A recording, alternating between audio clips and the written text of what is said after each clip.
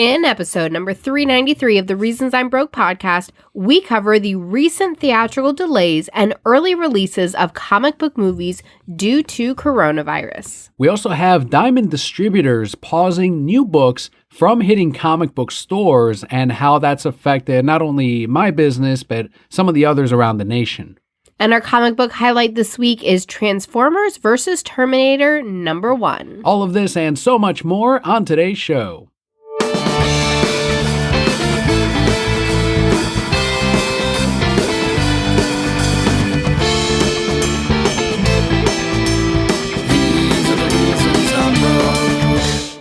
Hello and welcome to the award-winning The Reasons I'm Broke podcast, bringing you the reasons we're broke every single week, ranging from comics, movies, TV, video games, and more. I am your almighty Emperor Palp, Kelli. And I am Dragon Tamer Daniel. Ooh, what kind of dragons are you taming? Alolan Executor? Just 6 of them. Just to piss off Lance. He was a dragon type? Yes, and people were pissed off. Charizard fans were pissed off because they're like, how come Charizard is a fire flying, not a dragon, but a Alolan Executor? And my answer was because fuck your Charizard. Because Charizard's a little bitch. Good chance. So for those of you joining us for the very first time, the way we format the show is we're going to go over some news. We have our Patreon shout-outs, our comic book highlight, and we round it out with the Broquette block, which is what happened with Daniel and I this week.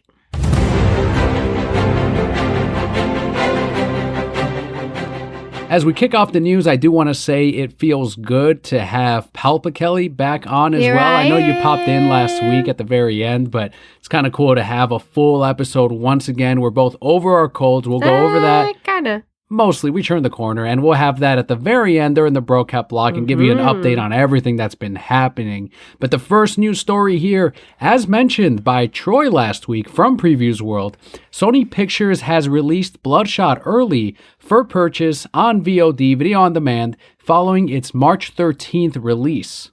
We do have a quote here from Sony Pictures chairman Tom Rotham, who said, quote, Sony Pictures is firmly committed to theatrical exhibition and we support windowing. This is a unique and exceedingly rare circumstance where theaters have been required to close nationwide for the greater good, and Bloodshot is abruptly unavailable in any medium. Audiences will now have the chance to own Bloodshot right away and see it at home, where we are all spending more time. We are confident that, like other businesses hit hard by the virus, movie theaters will bounce back strongly, and we will be there to support them, end quote.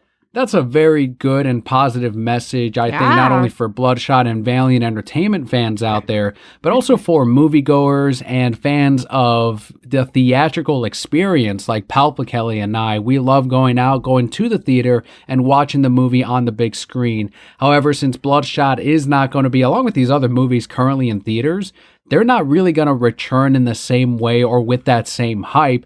So to maintain some of that rolling that into your video releases, I think a lot of people like myself will go, you know what? Yeah, I will rent this on video on demand, or I will purchase this and watch it at home while I am already working from home for a lot of people.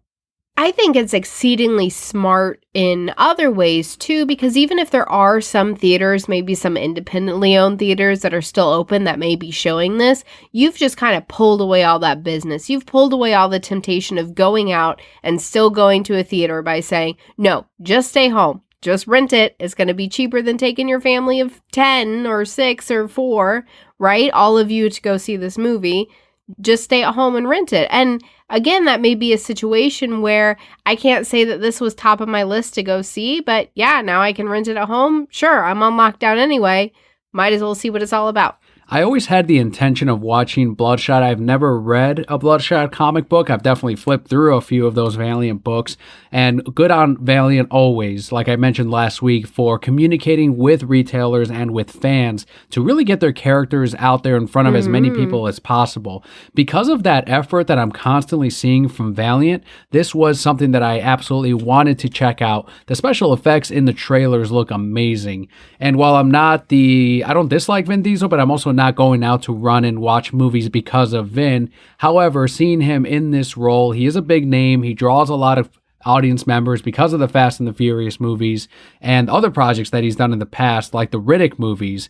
So it'll be neat to see him on the big screen or little screen, I guess, as Bloodshot in this case. And it'll be a character that I'm unfamiliar with for the most part. So it'll be cool to see the, at least, movie origin of this character. Yeah, it'll definitely be interesting to see what their revenue and take in from that is also. And maybe that's something more theaters could consider, especially, or more movie studios, especially in times like this where we should all be home. Why are you going out in big groups? We should all be home. Yeah, we've got a rant about that on the BroCat blog. The biggest for sure. rant. There were some rumors of other movies also going straight to streaming or straight to video, and one of those was Wonder Woman 1984. There were a number of articles that for about 24 hours, they were saying, well, Wonder Woman, the rumor is Warner Brothers is considering bringing this straight to streaming services and early. They quickly shut that down, though, as they instead pushed Wonder Woman 1984 from its originally scheduled release date of June 5th to August 15th as a specifically theatrical release. We do have a quote from Warner Brothers Motion Picture Group Chairman Toby Emmerich, who said, quote, "When we greenlit Wonder Woman 1984, it was with every intention that it would be viewed on the big screen, and we are excited to announce that Warner Brothers Pictures will be bringing the film to theaters on August 14th. We hope the world will be a safer and healthier place by then," end quote.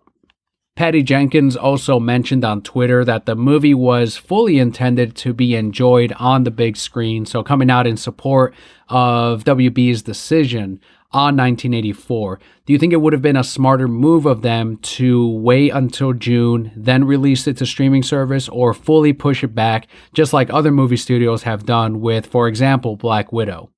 Would I love to see Wonder Woman like right now on my TV screen? Absolutely. But the way they're looking at it too, right? Realistically, I think 6 months from now, everything will be back to normal. Companies are going to be, revived for the most part again. People are going to be going out, spending money, and we'll get back to the point that we were at. So if they really intended this for the big screen, and I'm sure there are some great, beautiful shots to be enjoyed best on the big screen, with when it was going to release in June, you really run the risk of, well, everything's mostly over and we're mostly back to where we were, but we still plan to release it on the small screen. And then you kind of lose that effect of going out to see, especially with how successful the first one was. While I do applaud Sony for releasing Bloodshot so that I can watch it here and not have to go out to a theater, it doesn't really have like a Wonder Woman movie before it, right? It's completely different audiences, I guess, for the two is what I would say. So, but yeah, I think it's a smarter move to push it back. Am I sad? Did I want to see it in June? Sure.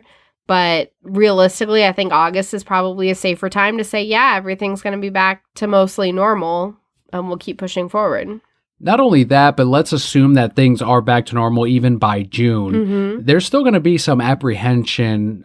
That's going to be that effect for several weeks and maybe months from people of like, well, I'm still going to keep my distance just in case. Well, not everyone is completely healthy. Yeah, and we're going to go back to this, of course, in the BroCat block. But what we're doing right now by self-quarantining is you're flattening the curve. You're just keeping, statistically, 70% of people are going to catch this. Do you want them all to catch it at once, or do you want them to catch it over a 6-month period, right? And that's what we're trying to do right now by saying stay home, is you reduce the number of people who are going to catch it at one time. And going to hospitals and going to doctors who have been amazing. Yes. They've been really showcased on Twitter and on Instagram as the true heroes of all of this right now, because they are out there.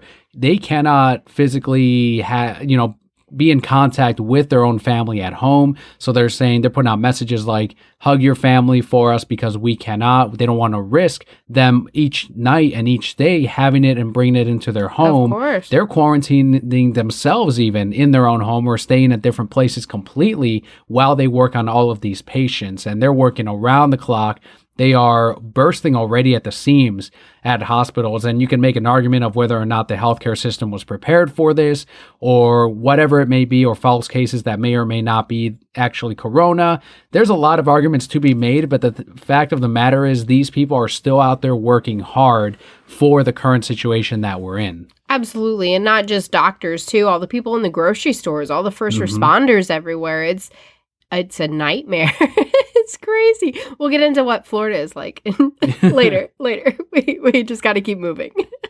So due to these delays initially, before we found out that Diamond was going to pause everything, through a comic book retailer trade organization, it's called Comics Pro, an open letter was sent to comic publishers ahead of time on 5 ways in which they can help local stores. This was back when people were closing up shop, people were staying in from work, people were not spending as much money, and they still aren't. And so comic stores were like, all right, we need full returnability on these. We need help from publishers. We need help from the big 2, because otherwise there's going to be a lot of stores that are going to go under and close up. And the first one on this list, on this Comics Pro page, was returnability of all comics and graphic novels shipped during this COVID-19 crisis.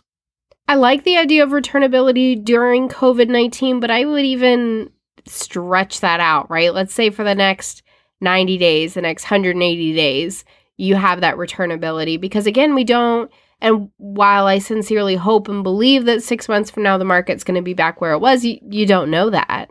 You genuinely don't know that everything's going to get caught up again. So if you had that few months of flexibility to say, okay, this happened, I had this many customers who aren't able to afford their comics anymore, so they've dropped off, so they're not continuing, and I knew I could count on them. How did my business change? And I know a lot of comic retailers were mainly aiming this at Marvel. They are such a huge chunk of the market, and they're never known for returnability. They haven't done returnability as far as I can remember, as far as I've worked at, in the comic book industry. And that's just the way they are. They're owned by Disney. They don't do returnability. They play the games with the incentive variants. They play games over all these. They dump variant covers like crazy on all new number ones. They push the price on number ones, $5.99, $6.99, $7.99, as far as they can go. $8.99. $9.99. And they're the least retailer friendly and the least consumer friendly out of all the comic book publishers out there. Sure enough, once again, this is all before the Diamond pausing, they came out with a plan of, well, we'll give retailers a larger discount on these books, which is no good to us if we can't sell the books. The whole idea is we can't sell books because we're closed or because people are out of work. It makes no sense to, well, here's a higher percentage of these. It's like, great, if I can sell all of these, that helps.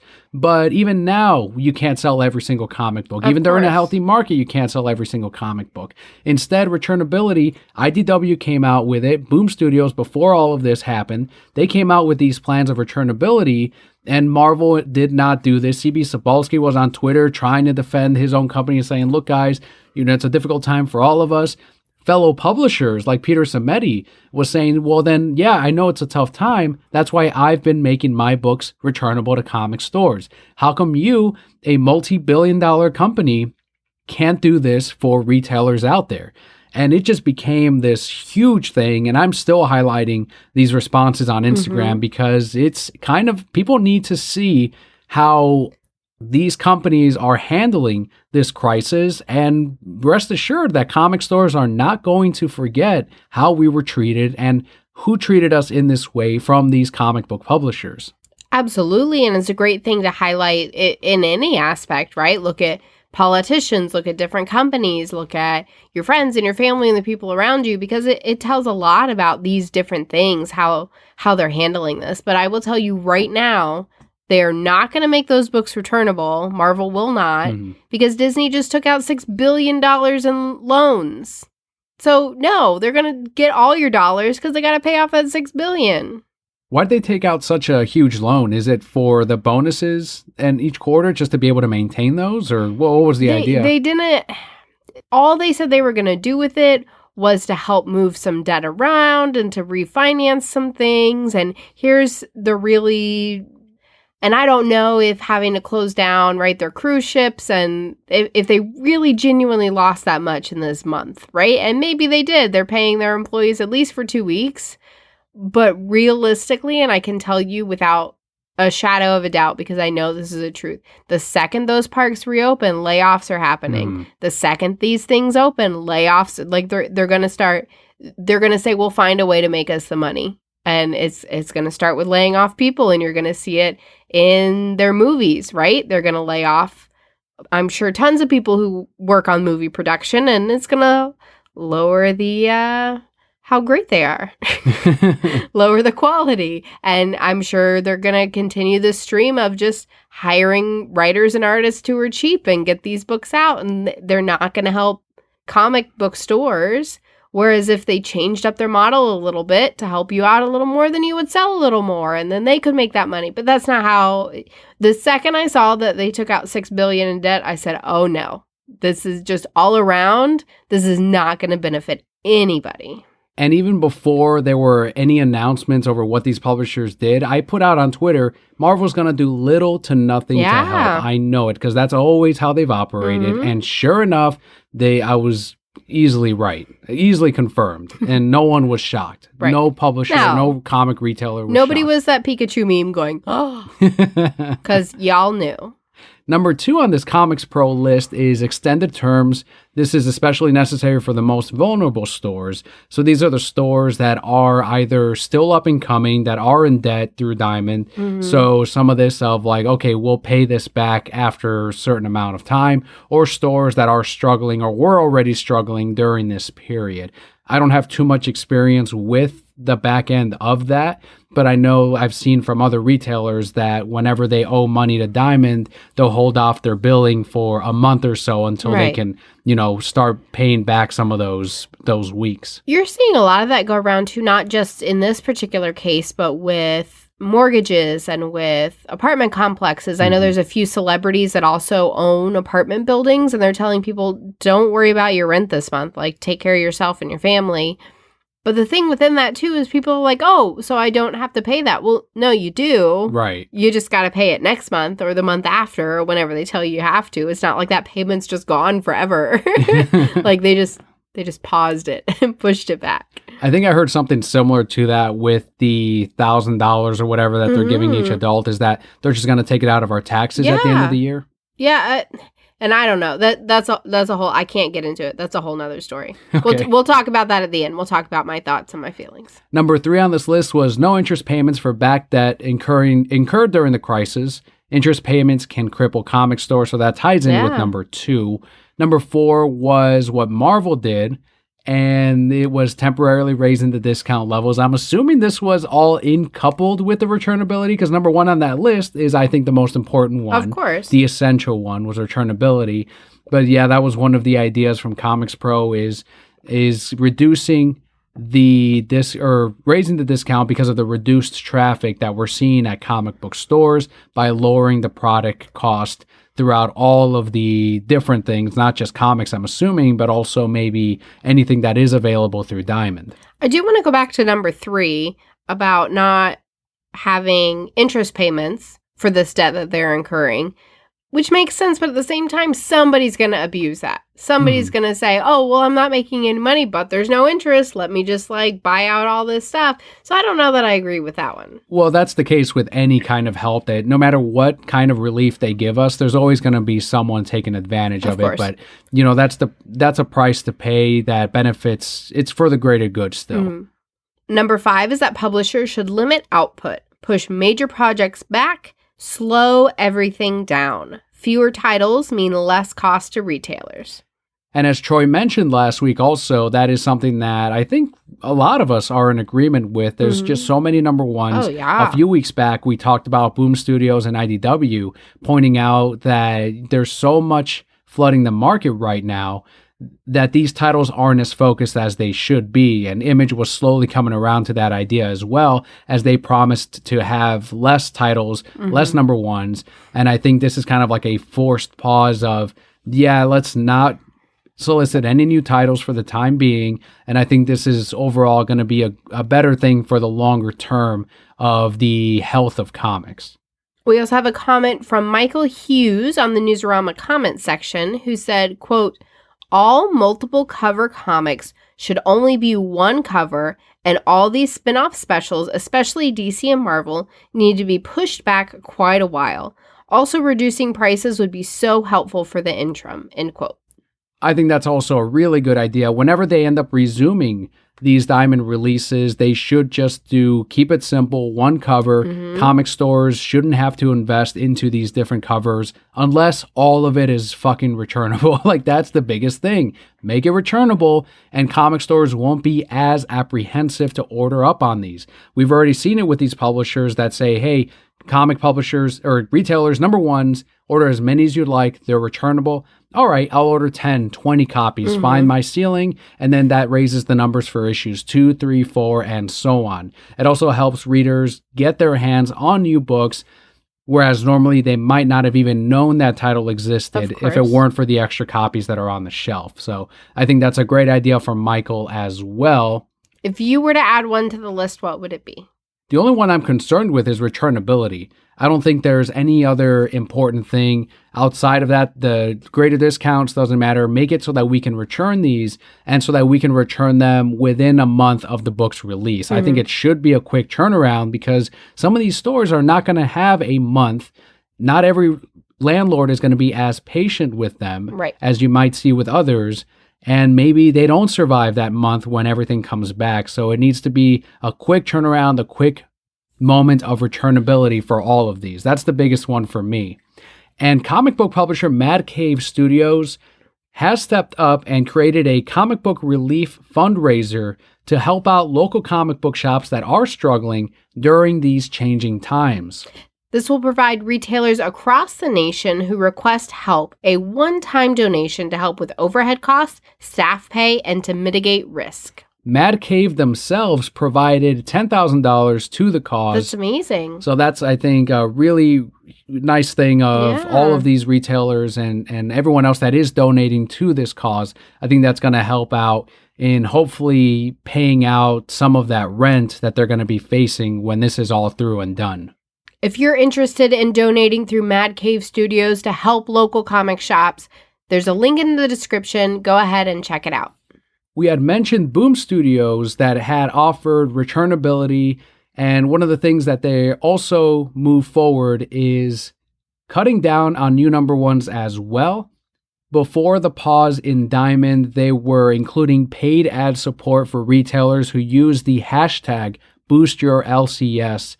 I don't think this is really the case anymore because there are no longer new Boom Studios books coming out. But I'm assuming that the books that released this week are going to be returnable, the ones that are Boom Studios.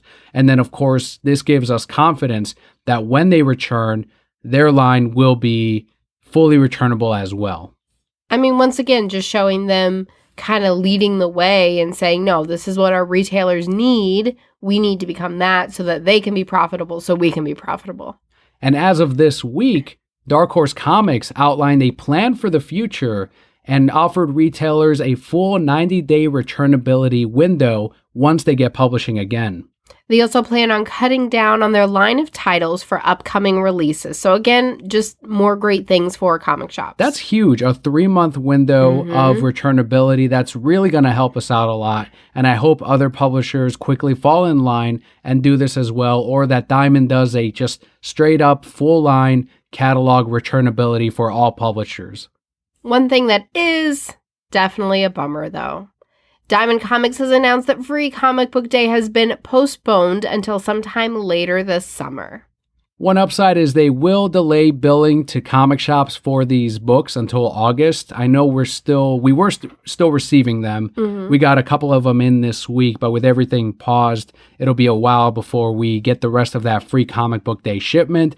But for now, whatever few books we got, we kind of have to sit on them until there's a full launch and release for Free Comic Book Day. And I think they should rebrand it. Yes, Free Comic Book Day is a well-known name, but there should be a little bit more to it, kind of like a grand reopening status for comic book stores or a celebration of comic book shops as we kind of do reopen at the end of the coronavirus pandemic. So you're saying you have some of these books already? A couple. Just a few. If only there was a podcast that could review them. That's not at all going to get us in trouble with Diamond. Not at all. What do they know? They're closed. So do you think that this should also be an opportunity to rebrand Free Comic Book Day, or should they leave it as is and maybe offer more exclusive items on this day? I don't know that I would rebrand it. I think Free Comic Book Day is such an exciting thing. Maybe add a little bit more to it. It's tough for me. I would really have to think and mull it over. I don't want them to mess with what Free Comic Book Day is because it is such a big day for you guys, and the title's Free Comic Book Day. If you get rid of that title, you're not going to get as many people because it doesn't have free in it, obviously. But maybe call it Free Comic Book Day Take 2. I don't know. Something cute and something catchy where it's like, yeah, we know this was supposed to happen before, but we're doing it now and we're excited to be here and be back and have this opportunity. But at the same time, if you were to change it from Free Comic Book Day, you're not going to get the same business that you would have otherwise. Might not even be a bad idea to release new books on Free Comic Book Day. Not necessarily the free ones, but like some that would be normally on New Comic Book Day, just to kind of encourage people to buy a little bit extra while they're at the store. I definitely think that's also something you could do on a store level too, is be like, hey, here we are. This is the biggest event. It should have happened a while ago. This is what was going on. But now we have the opportunity to be like, okay, we're all healthy. We're back. This is our kicking off point. And do that really on a store level rather than Free Comic Book Day dictating that that's what it should be. And you've heard us touch on the Diamond pausing of these new books. Diamond founder Steve Geppi said that all new product distribution is going to cease for all comic shops throughout the country because of the COVID pandemic.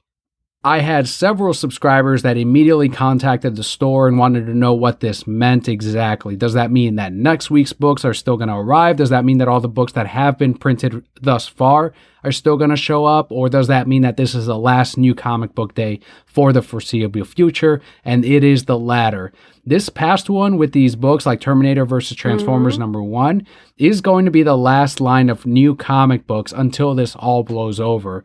And on a personal level, I was really down on this news because New Comic Book Day titles and Wednesday is a huge portion of our income every single week. Our Wednesday warriors are a huge chunk of our market.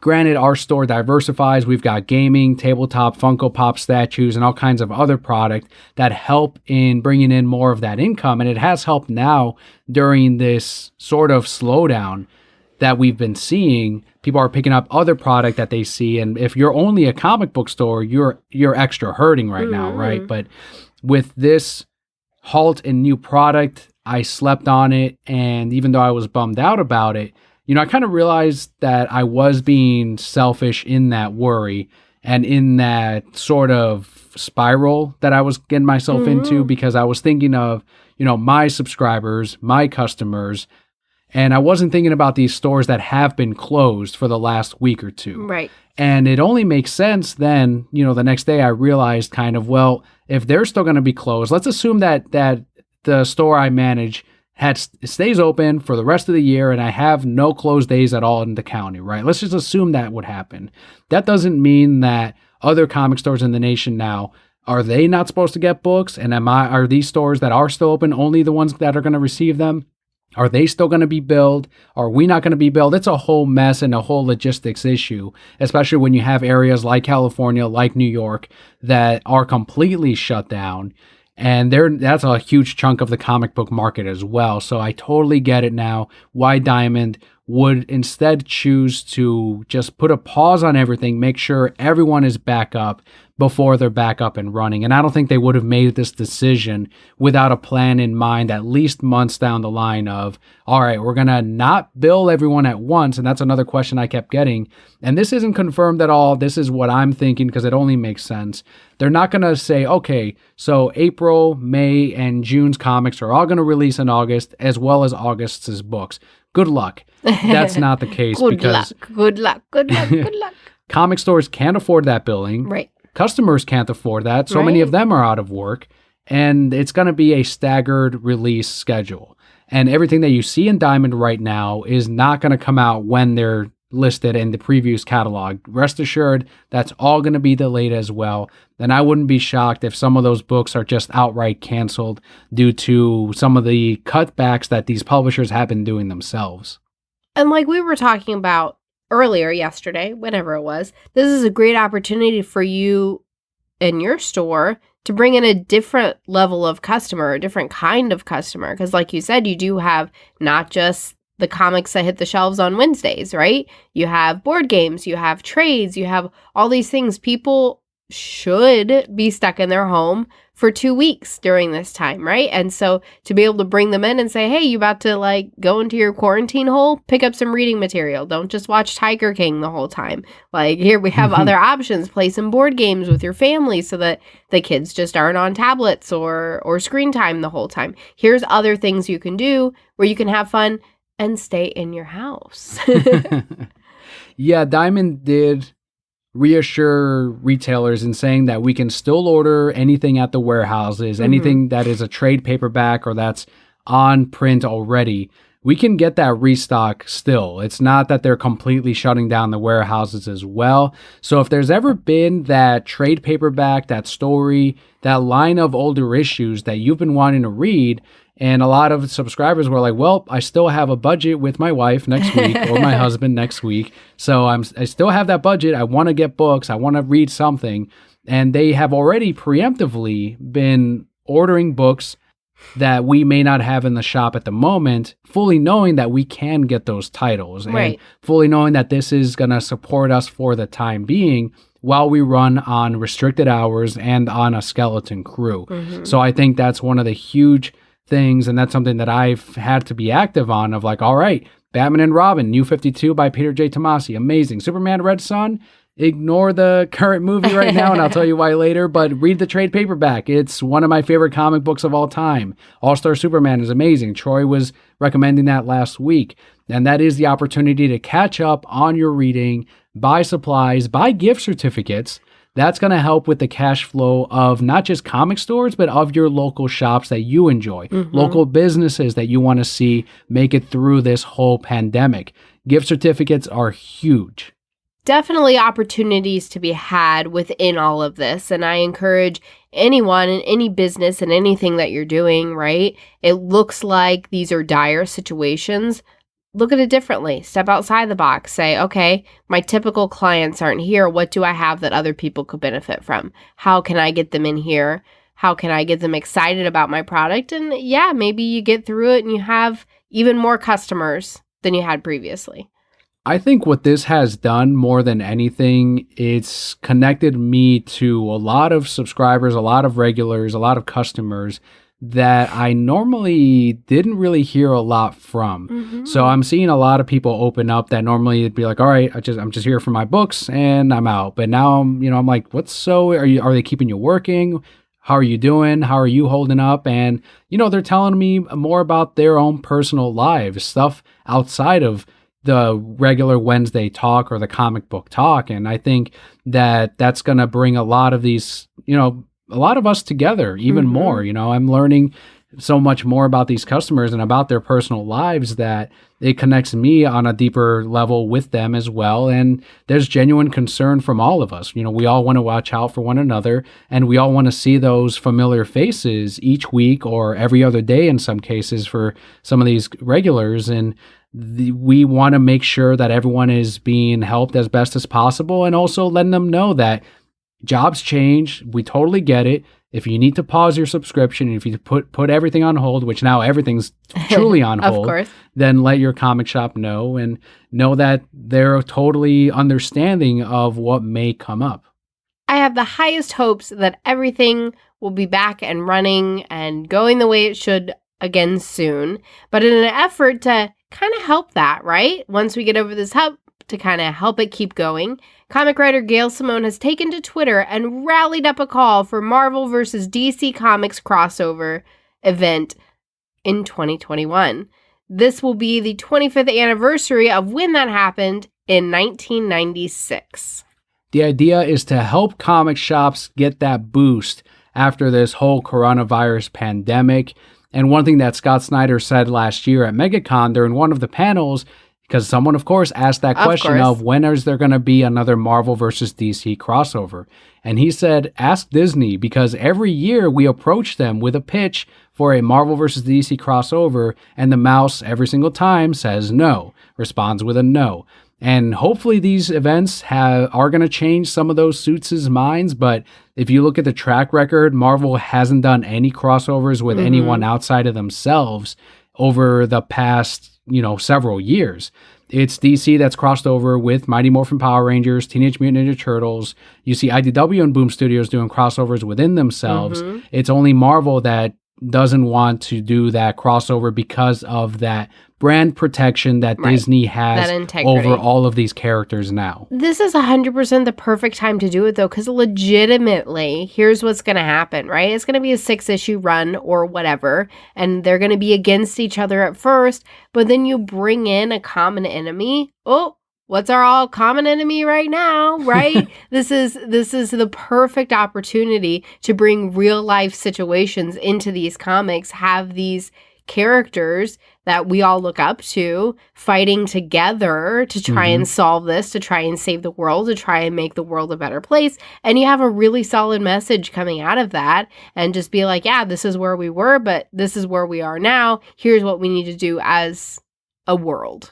And as not only a throwback, but because it's the right thing to happen in this crossover, just like in that last one where Batman was fighting Captain America for a little bit, and then he said, let's figure out what's really happening because they're making us fight and there's a bigger thing at hand. So I'm going to go figure this shit out. And Captain America's like, all right, I'll come too, and instantly became Batman's Robin in that case. I mean, he was wearing almost the right colors. Pretty much. It was pretty close. So Batman's going to have to go figure out this giant crisis and hopefully save the day as they did many years ago. And it'll be perfect. It'll be wonderful. I am legitimately interested, though, to see how much this pandemic changes the stories that we're going to get in comics a few months from now. The way that Gail was outlining this crossover, because there are several ways you can do it, is a Tom King written Vision and Mr. Miracle crossover, and then a Donny Cates written Thor and Wonder Woman crossover. So she was going more of like a line of different crossover titles as opposed to the 6-issue or 8-issue event that was one book with the whole universes kind of battling each other. Do both. That's what I'm thinking too. Yeah. Absolutely. You can have all these individual ones, right, where you get really close with those characters, and then you have them all come together for that 8-issue. If you want to join Gail Simone in this outcry for a Marvel vs. DC crossover, make sure to tag at Marvel because they're the ones to convince in this case. Just tell them how much money it would make. They can help pay off that $6 billion. That's true. So help put a dent in that little debt you got there.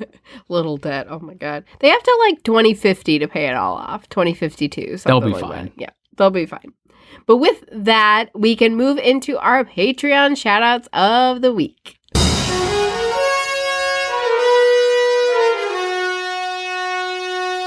We have 3 shoutouts this week. The first one goes out to Renee on Twitter at Yugi's Pokemon. Renee has been streaming Disney Heroes on Twitch. That's twitch.tv/Yugi's PKMN. Pokemon. If you go to at Yugi's Pokemon, he has a link to his Twitch channel on his profile.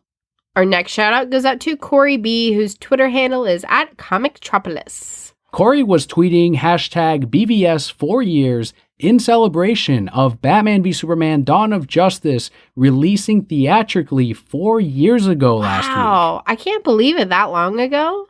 I almost feel like it's been longer. When I saw that it was 4 years, I was like, oh shit, it feels like 6. And I think it's because there's so much that's happened since BVS. Yeah. With Zack Snyder's universe being completely derailed. I was going to say with us having a child, but I mean, yeah, Zack Snyder works too. Well, that's how crazy it is, even if you only think of Zack Snyder's universe. Right. And now we're still waiting for that sequel to Batman v Superman. We still haven't gotten it. I have an even better hashtag than his. BVS for life. There you go. That was a good one. Our final shout out this week goes out to Shane M, whose Twitter handle is at S_Miller _27. Shane is our latest Patreon backer to join the Brocat Corps. Welcome. Thank you so much, Shane. Welcome. He tweeted out, quote, "Animated series and quarantine. Solid combo. #Batman." End quote. Sounds like a real solid combo to me, too. He recently just bought the full series of the greatest Batman anything of all time, Batman the Animated Series. Magnificent.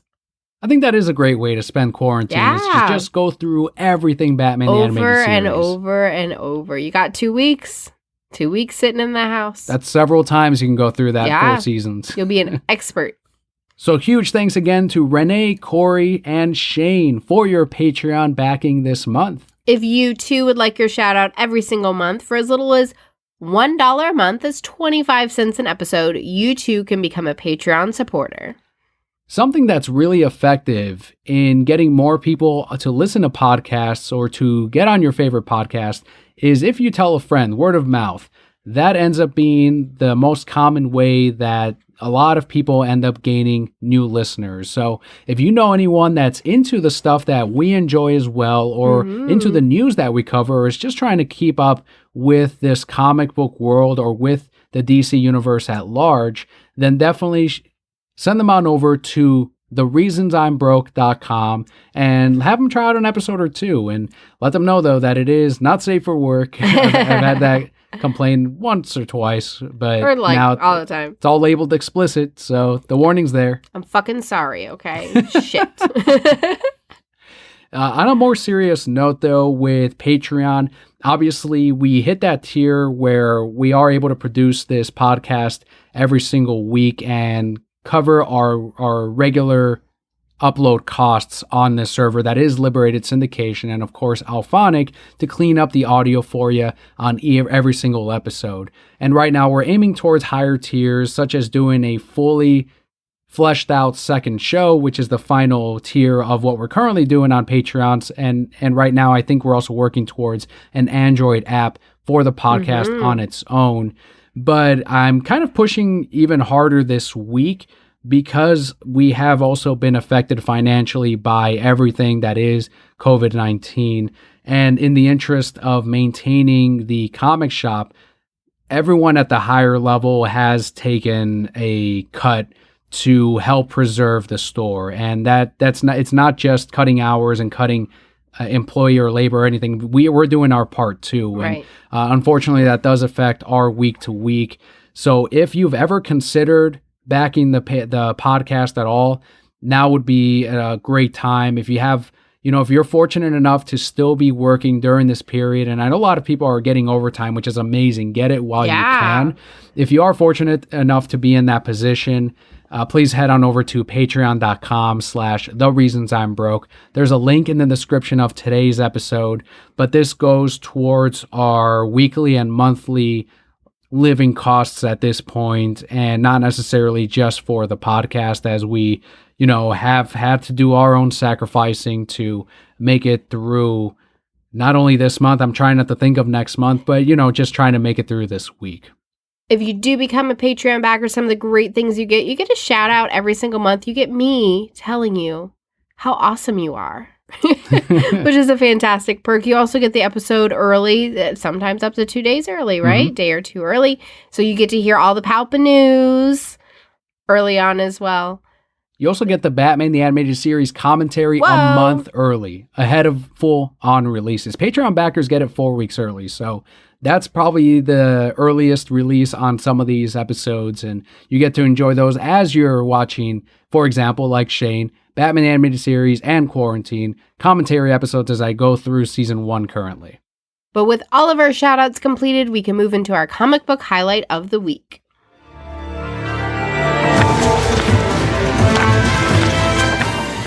As voted by you, the Brocat Corps, it is Transformers vs. Terminator #1, written by David Marriott, Tom Waltz, and John Barber, with art by Alex Milne and colors by David Garcia Cruz. That's a terrible colorist name. What would you name him? DG Cruz. DG Cruz or Yes. DGC? DGC Studios. DG Cruz. while we're not going to get issue 2 anytime soon, and I have no idea what we're going to do for our comic book highlights moving forward, this is going to be the last one for now, at least. Fanfic highlights. I'll give you 4 fanfics. I'm still waiting for you to look up some fanfics and have them here on the show. I'm just so tired, Danny. Well, then you can't come up with fanfic ideas and not have me call you out. Because I don't read fanfics anymore. I read legitimate published authors.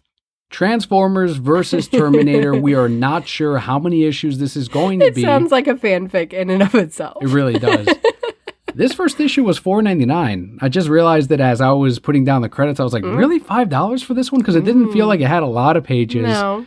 The artwork was about standard of what we'd expect out of these crossovers. Yeah. It wasn't mind-blowing, and I don't know what kind of contracts they had in not trying to have him look like Arnold Schwarzenegger, but in the writing, they imply that it is that same T-800 from the first movie. I really, going into this, did not know what to expect. I'm not a giant fan of either franchise.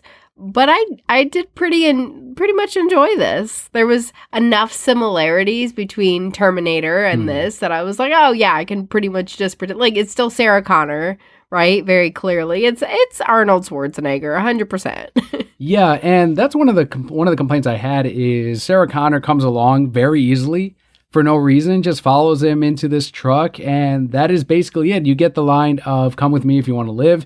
That's the fault I had with this whole issue because there's no reason for Sarah Connor to be there other than it's Sarah Connor. But small thing because you're getting this crossover between these giant robots and the little ones. And as you mentioned, they kind of flip everything on its head of who am I going to root for? Right. Are we going to be on the side of Megatron and trying to stop Skynet from doing all of their own bullshit, or are we going to be rooting for the Terminator once again, just like in Terminator 2 where they gave us that twist? And this one was the unexpected of, all right, we're going to follow this Terminator who is working for the humans, but is also trying to preserve the future in a way. But he's not working for the humans because he gets her there and she's like, well, what now? And he's like, you're done. You're not Skynet. I don't need you. Mm-hmm. So then that made me even more confused because obviously I feel like Skynet's trying to save the world from these Terminators. Or Transformers? Where are the Transformers? But are the Transformers trying to save the world from the Terminators? And where are the people? And where's Optimus? I don't know. We got a slight look at him at, I think, the very end, but we're going to have to see this Terminator eventually team up with the Primals. I'm going Beast Wars here, because I don't know the Autobots? There you go. The Autobots or the Megatrons. They're not the Megatrons. Predacons, right? The Predacons? That's in Beast Wars. I'm so confused. I like that they already showed us, because in every crossover, just like we've gotten in Mighty Morphin Power Rangers and TMNT, we have the Turtles in Power Ranger suits. Right. We saw the classic Turtles in the Batman universe with classic Batman as well. And now we saw a giant Transformer that has the face of a Terminator. It was so cool. Machine. Yeah. So you get that merging between the two, because of course you do. Why wouldn't you? When Star Trek crossed over with Transformers, you saw the goddamn Enterprise as a giant Autobot. Wait, it was amazing. When did this happen? About a year and a half ago. Where it's already was out as I? a trade paperback. Oh my God, I must have been sleeping. Was Picard there? No, this was the original crew. Well, that's why I didn't care. Okay, that makes sense. I think as long as you understand that this is not going to be on the level of, I say even Power Rangers TMNT right now, or Batman TMNT and those 3-volume crossovers. I mean, nothing's to Batman level ever. It's always tricky to do these crossovers because you have to handle both franchises with such care. Right. And also kind of have each one have their moment, right? And I'm excited to see how this Terminator ends up fighting these giant machines that could clearly, I guess, stomp on him, but it's a fucking Terminator. Those goddamn things are really tough. The first issue got me hooked. When we get the second, obviously I'm in. I want to see what happens. I don't know who I'm rooting for. Do I root for humanity? I don't even know at this point. Maybe I'm just rooting for some Autobots.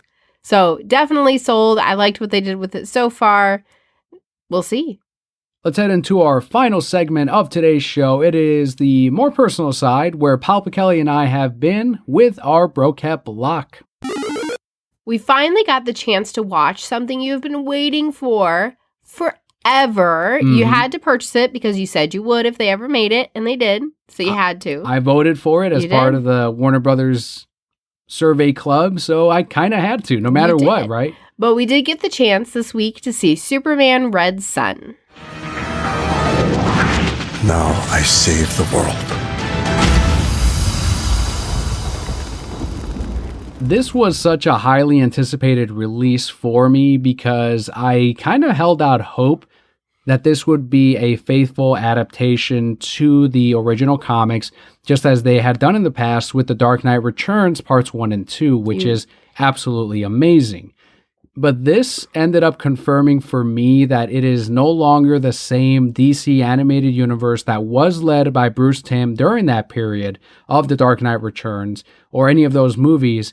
Now that they have gone forward with this kind of New 52 animated universe and these line of adaptations, they're not as concerned anymore with how do we translate the comic onto video while still preserving the essence of what that comic was. They had enough changes in this that negatively impacted the story that Mark Millar set up in the comic book many years ago. And I know this could easily go into a rant of, well, Daniel didn't like it because it wasn't exactly like the comic book, but people would have complained if it was exactly like the comic book. Why don't I just read the comic instead? The Dark Knight Parts 1 and 2 completely contradict that because it is as close to the comic book as you can get, and it's an amazingly well-produced adaptation of those issues that were from Frank Miller. They ended up changing so many elements in Red Son that it's like, all right, if you're going to change something and it's for the positive, which there is one, and I'll highlight that, then great. But these were all negative things to the story. In the comic book, it's still Superman at his essence, right? It answers that question of nature versus nurture in this communist Russia that Superman ends up landing in.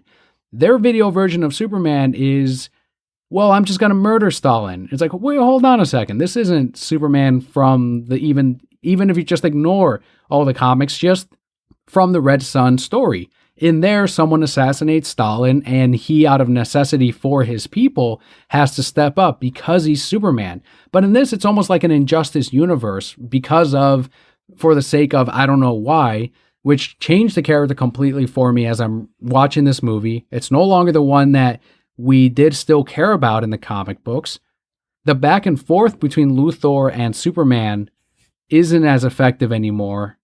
And Wonder Woman's character was completely altered, and I think it's out of fear of potential backlash that they would have gotten from, the 2020 woke crowd.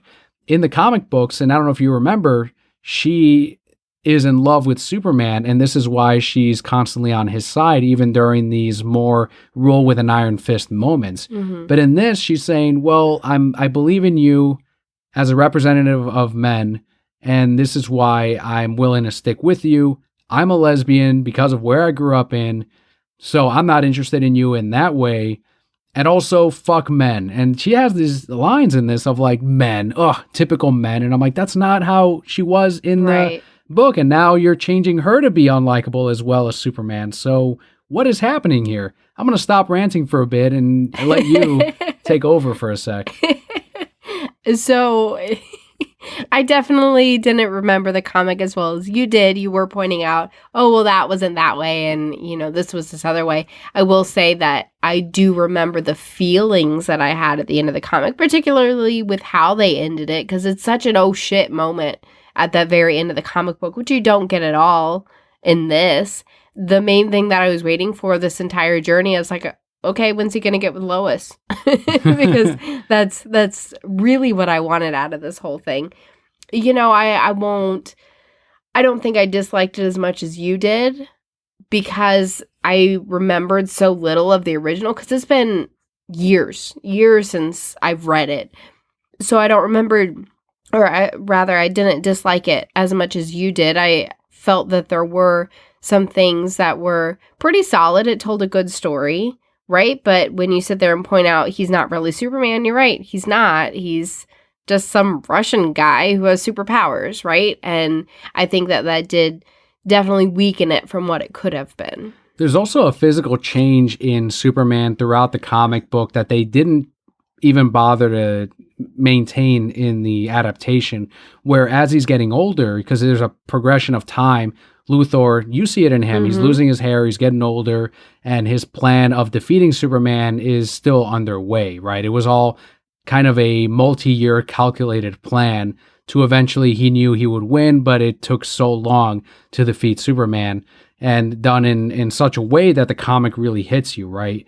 And in this one, Superman doesn't really change physically at all. Like there's slight changes to his costume, but in the comics, you kind of see him physically older. He's graying out. The toll that this has on him is huge, and you're kind of seeing that impact him as a person. And you're not seeing as much of that progression or that growth because of that in the animated movie. And if anything, you should be seeing it in an animated or live action film, because you have those tools to really be able to put that across to your many viewers. They were pretty clear in Lois Lane, more or less she was how she was in the comic book. I know in the comic there's more resentments between Luthor and Lois, but they end up staying together through it all, especially at the end when he has this utopia and he did save the world.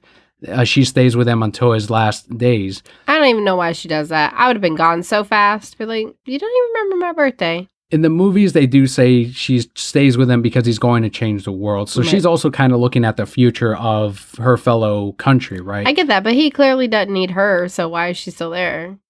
I wasn't as concerned with that bit. She did say that the sex was good, which I thought was weird. But that was also not in the book either, which is another weird thing. And Bizarro, no reason either with he falls apart after Luthor overpowers him from far off, right? But none of that is in the comic. Instead, it is a inherently kind of corrupt creation by Luthor. But at his essence, Bizarro is still a Superman creature. He still sacrifices himself to save the people. But in the movie, they just make him overload and melt. And you lose that message as well of, oh, even when I recreate him, there's still goodness in him. Right. In the comic, Bizarro beat Luthor in chess, and that's when Superman became the obsession of, the thing I cloned him from was able to beat me. I need to beat the real thing.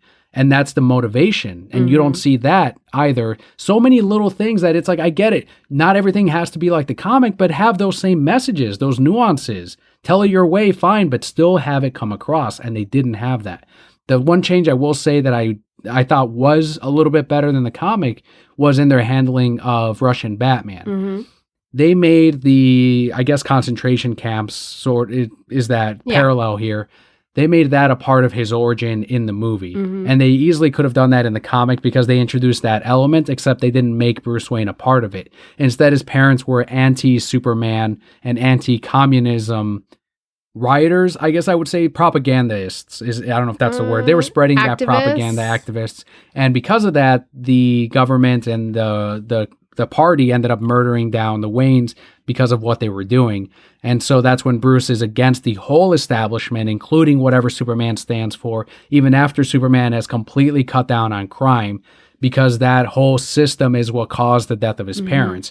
And here it's a little bit more direct. Yes, he's still against the system, but he was down in the trenches as well in the death of all of this. And how did we know it was him? Yeah, the giant bats that show up. That was in the comics too, though. Was it really? Yeah. You finally heard a Superman. Bats everywhere. Two dead parents sitting there. Yeah, they made it very clear in both of them. And I thought that extremely was cool. clear.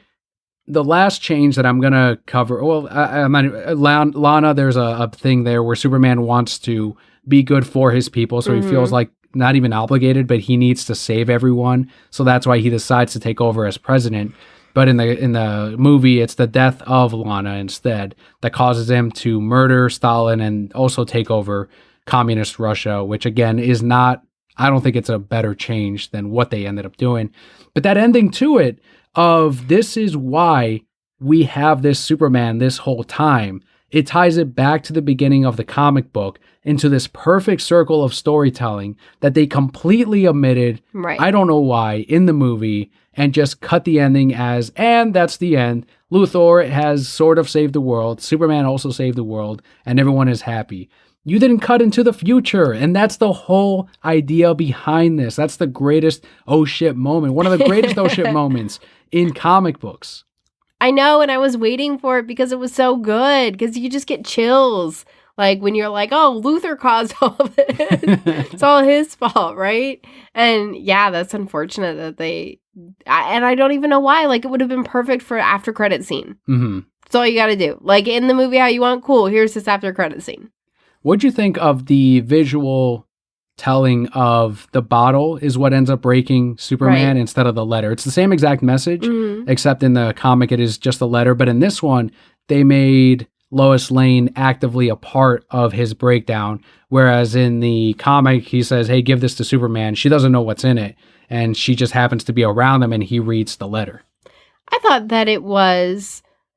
pretty cool that Lois was a part of that more so, because even though they don't end up together, I still felt like there was a connection there. And I guess you always will because of Superman and Lois, and maybe they sit there and they're like, in a different life, right? Yeah.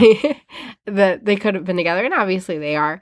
So I thought it was more impactful for Superman because, yeah, he would expect Luther to be manipulative, Luther to say these things to him, but for Lois to go and do it, someone who he felt really saw him and understood him and really genuinely wanted what was best for him, to go and just be like, this is what you're doing, this is, and also for Luther to have the city in a bottle, like, how'd he get that? Yeah. So I thought it was more impactful for Superman to see that rather than just get a letter. Luthor is also way more calculating and prepared for everything that happens in the comics, whereas in the movie it's a little bit more up to chance, especially at the end when he's fighting Brainiac, whereas it's all a part of still his chess plan, right? His chess match against Superman to defeat him. And yeah, there's just so much there that unfortunately got lost in the adaptation. And I hope that the movie isn't the one thing that people are like, well, it was all right. I guess the comic really isn't that good. Completely different, right? Completely different. The days of All-Star Superman, the animated movie was amazing. The days of The Dark Knight Returns, those are gone. And I'm fully convinced of that. And it's unfortunate that Red Sun couldn't have happened 10 years ago when they were still making those faithful adaptations. And it is what it is. But if anything, this compels you to go out and pick up the trade paperback of Superman Red Sun, because it is leaps and bounds better than the movie.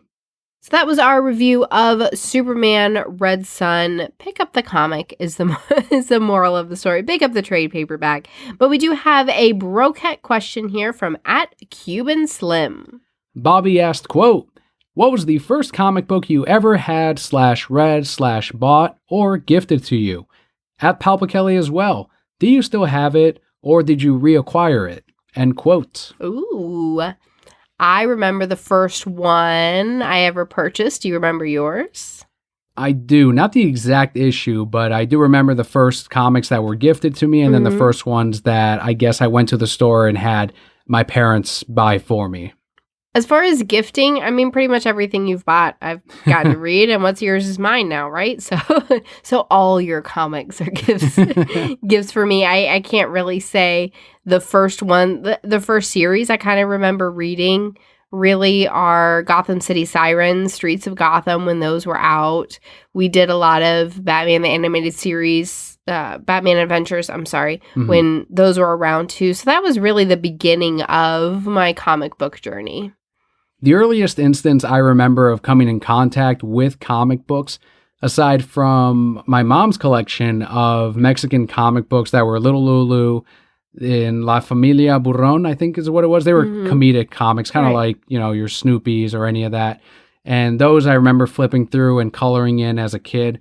But when I comprehended comic books, like the standard size, what we have today, was my downstairs neighbor had the Jim Lee run of 90s X-Men, right? Wow. Late 80s X-Men as well. So those were amazing, and that always stuck in my mind for many years after that. And finally, one Christmas, I did ask Santa Claus for comic books. And I think it was for 2 or 3 years, and eventually I ended up getting a pack of, essentially a grab bag of various comic books that were all in one of those things that essentially comic books are trying to unload, but you also get a lot of comics for a lower price. And the one I still remember is Batman Black and White, where it's a story of a criminal telling how he imagines killing the Batman, and he shoots Batman in the head, and there's a panel. How old were you? I was like in 3rd grade, 4th grade, yeah. Oof. And there's a clear panel that I never will forget of a bullet going straight through Batman's head, and that I was like, Batman's dead? Like, that was my first, like, oh my God, this fucking guy killed Batman. And now I understand what the Batman Black and White line was, but yeah, that was kind of a big memory for me. The line of Sonic comic books, though, I did actively then look out for at Keith's Comics in Illinois. That was one of the first comic shops I went to. There was also Gotham City Comics that was about 5 minutes from that store. And then finally Dreamland Comics, which was the last shop I went to before I moved to Florida. And that's where I would pick up Sonic the Hedgehog, Captain America, and then my brother would get the Venom and Nightcrawler comics, and we would kind of share and read each other's books as well. So those are the earliest ones, and they're not ones that I ever sold or gave away. I still have those issues. That's awesome. The first one that I ever purchased that was all mine, and it is all mine, is Mad Love.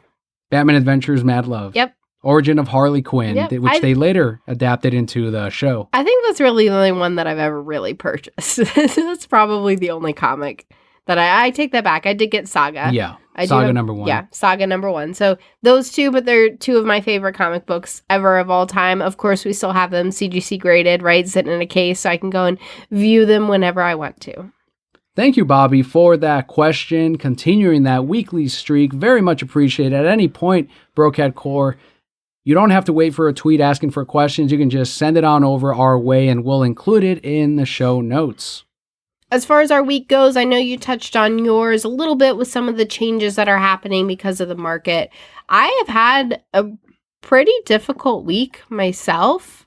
It's a giant roller coaster, right? Things seem to get a little bit better, and then they get real bad, and then they get a little bit better, and then they get even worse. And so I've been trying to, I'm working from home for right now. My store has closed for the week, so I have just a few more days till we can get reopened, but closed just kind of for precautions, right? Make sure everybody stays safe, no matter what's going on, which I'm thankful for, but I'm quarantined and I'm ready to get out because I'm fine.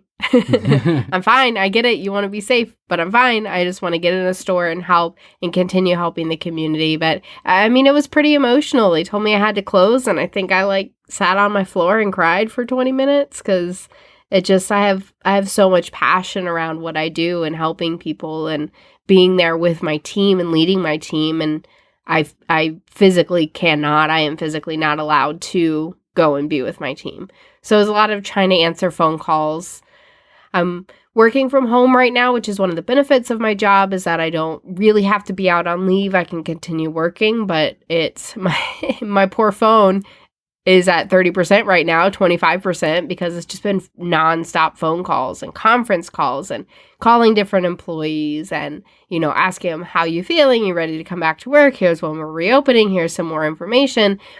My company I work for is really taking care of its employees, but announcing things and then not really giving us all the information. So there's a lot of miscommunication. It's causing frustrations. And like I said, just a lot of up and down. Exactly the same on my end as well. We've been cutting down on hours, been cutting down on pay, and it's all to continue working, right? And we've been pushing the gift certificates, the trade paperbacks. There's no more new books. So it's like now it's really crunch time to be able to justify remaining open and remaining in service, assuming the county does not shut us down. So that's going to be, it's a higher level of stress, but there's been so many customers that have come forward and actively helped us and asked for ways that they can help out the shop and keep us working. So for that, I'm really grateful. I'm glad that I am able to still go to work, not only because of the support that we've gotten at the store, but also because the county, once again, has not yet shut us down, and none of us have yet gotten the actual coronavirus. We're both still recovering from it. I haven't talked about me being out a few weeks back. That's right. I did have a bad cold. It wasn't a flu symptom thing. So I'm like, part of me is like, oh, maybe I had it and now I'm over it. But now I'm like, no, it was just a cold. So it was a bad cold. I was out for 3 days. I'm usually out for 1 or 2 from work. But I was like, fuck, a third day from work. Had to be home and I couldn't even record and sit down. It hit me the day we normally record. Like the next day, it's like symptoms, everything is gone. And I was sneezing and sniffling and never really coughing too much, but it was bad. And then, of course, we ended up getting it from Leo initially, and then you got it from me and or Leo right afterward. Well, so Leo caught it from my dad, who caught it from my brother. So my brother was patient zero in all this. But I did definitely catch it. And of course, the worst time to catch something, and legitimately, I think most of it, I get like an allergy attack every January. The same week every January, I get a terrible allergy attack, which turns into a cold, which just turns into this giant thing, right? But January was so cold for us that I don't think anything bloomed. So I think it was a mix of what Leo had in addition to it got warm that week. But of course, the worst time for it to happen, because you sneeze and people are like, oh my God, you have corona. And I'm like, I don't. I'm not running a fever.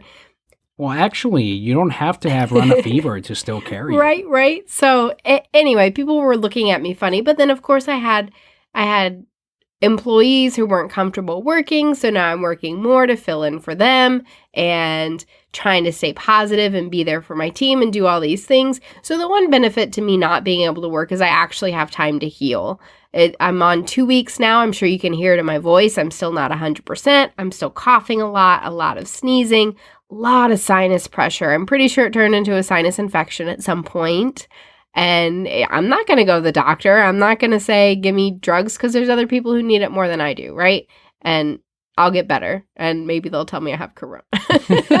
Well, or you may catch it if someone's in the lobby and actually has it. Absolutely. So I'm just staying home. I'm trying to heal.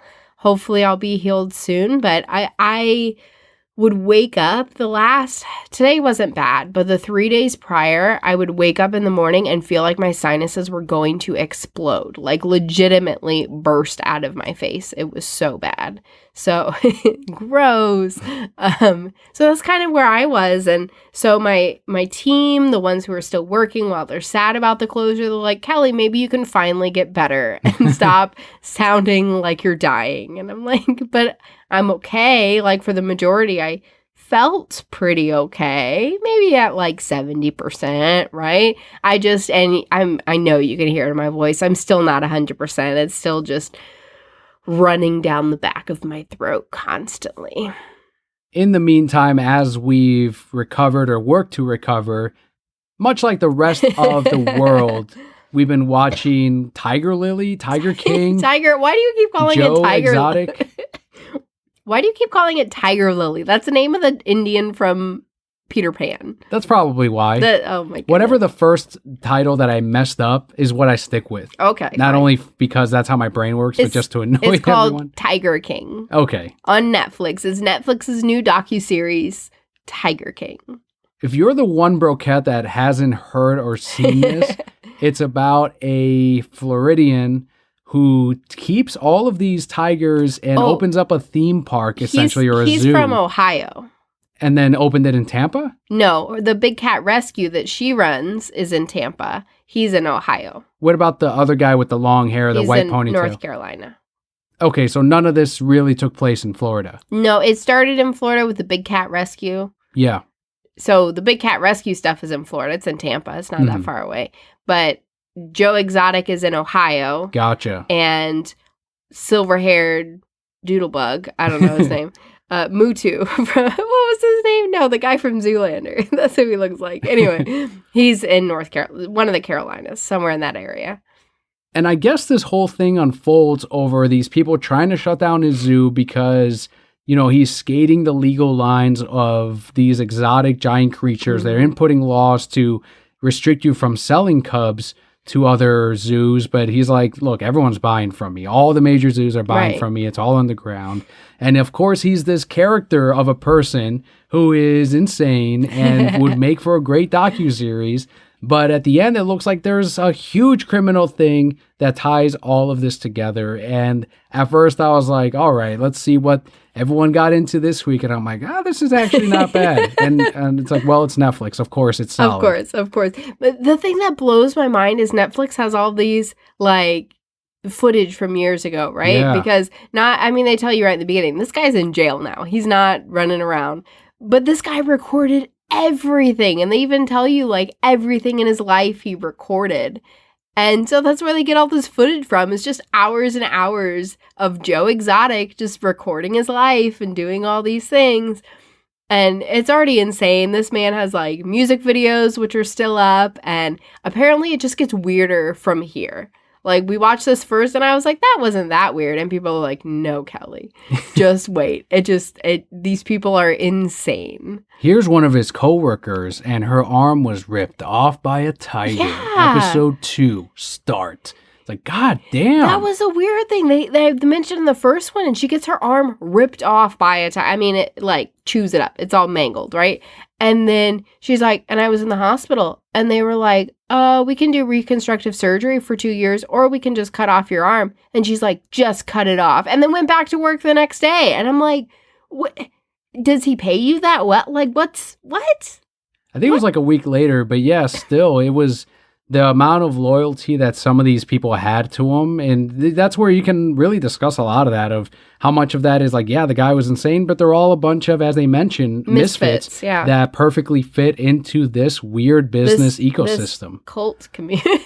Well, like, it's kind of weird because you could also argue that none of these people should ever be reaching in on a tiger's pen, but maybe they've done it forever. But you always take that risk of that tiger is going to decide that day to mangle whatever ends up coming into its cage. Yeah, and there's much in the same way of, like, making a murderer. You don't really know whose side to be on, because on the one side, he's breeding these cubs, which he shouldn't do, and he's got 200 and something big cats that he has, and what's her name down in Florida is saying, well, we shouldn't own big cats and they shouldn't be in cages, but all her cats are in cages too. Just that, like, she doesn't have a really big property. They're all in the same size cages. And the one guy's saying it takes $10,000 a year to feed these tigers. And he's like, I can do it for $3. And it's like, we find cows on the side of the road and just feed those to the tigers. But his animals don't look unhappy or underfed. I don't know, man. This is all in the air. I'm very confused. I'm sure it'll be one of those documentaries that, much like Making a Murderer, we'll look up the facts and some of the information that was omitted and be like, oh, okay, these people are all pieces of shit. Oh, yeah. All of them. All 3 of them. Don't own big cats. Don't own exotic animals. Let them live in the wild. But that there about wraps it up this week for our podcast, our episode that we can both do fully from beginning to end. If you no, let me just skip out right now. Just make you a liar. We hope you enjoyed last week's interview with Troy from Previews World. Definitely give him a shout out if you enjoyed that interview on Twitter and on Facebook. There were links on that description.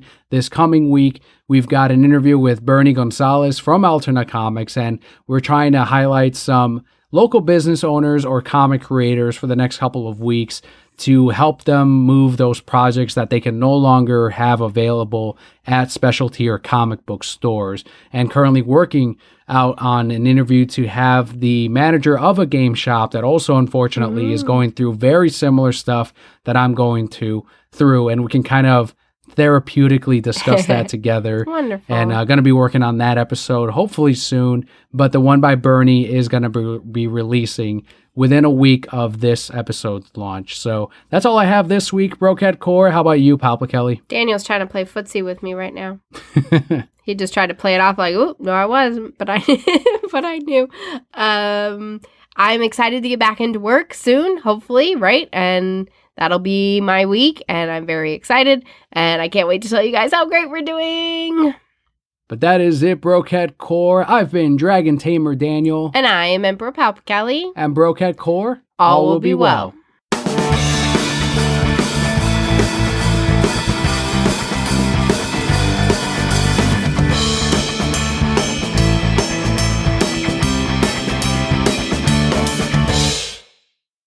You know how passionate Joe Exotic was about if they take away my tigers, this is going to be another Waco. Like he was going crazy about like, I love these things. I will shoot anyone that tries to shut me down. What would be the animal or creature that's equivalent to that for you where you're like, they're not taking this shit away?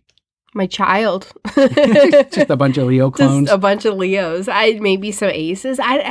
I don't know. Could Pokemon be real in this? Yeah. Like, I got a whole bunch of Pikachus, but I feel like I'm also the kind of person where I'd be like, okay, I don't need 200 Pikachus in some cages. Let them live their lives. He went nuts on that. I think a frog sanctuary for me would be great. Like just a giant swamp. So loud. It would be so loud. Because they're breeding, so be it. Tons of tadpoles. All the tadpoles. You'd shoot people to save your frog sanctuary. And there'd still be that conundrum of a Cuban frog making it to my sanctuary, which is a frog that eats other frogs. It's an invasive species here in Florida. And I still don't know what I'd do. Come across one, do I kill it? Do I get rid of it? I can't do it, even if it means that I am now letting it eat other frogs. Because of who you are and what your sanctuary is, it would stop eating other frogs when it got there. It'd be like, oh, I guess we're just all chilling, living in harmony. Because it's the Magic Kingdom now. There's magic everywhere. Everywhere.